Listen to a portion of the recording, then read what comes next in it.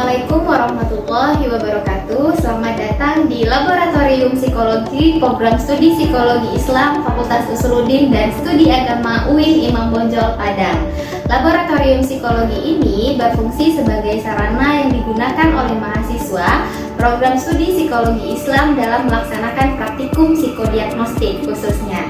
Laboratorium ini memiliki 8 ruang praktikum individu dan 3 ruang seminar praktikum.